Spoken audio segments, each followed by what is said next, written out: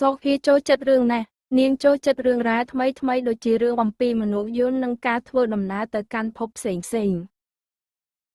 ប៉ុន្តែយាយស្រីរបស់នាងបានឲ្យសៀវភៅចាស់មួយក្បាលដល់នាងសៀវភៅនោះមានគម្របពណ៌ត្នោតនិងមានរូបគំនូរចាស់ៗសូភាងឿងឆ្ងល់បន្តិចយាយនេះជាសៀវភៅអ្វីទៅនាងសួរវាជាសៀវភៅរឿងនិទានខ្មែរបុរាណយាយស្រីឆ្លើយ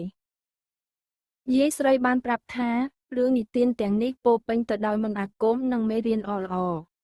ពួកវាបានបន្តពីជំនាន់មួយទៅជំនាន់មួយសូភាចាប់ផ្ដើមបើកមើលសៀវភៅនាងបានឃើញរូបភាពរបស់ព្រះនាងពូលនាគនិងសេដ្ឋវេទមន្ត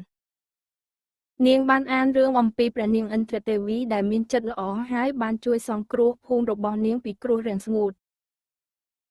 បន្ទាប់មកនាងបានអានរឿងអំពីកុមារាកំសត់ម្នាក់ដែលបានក្លាយជាស្តេចដោយសារភាពក្លាហាននិងប្រាជ្ញារបស់គាត់រឿងនិទានទាំងនេះបាននាំនាងទៅកាន់ពិភពថ្មីមួយដែលពោរពេញទៅដោយការផ្សងព្រេងនិងមេរៀនជីវិត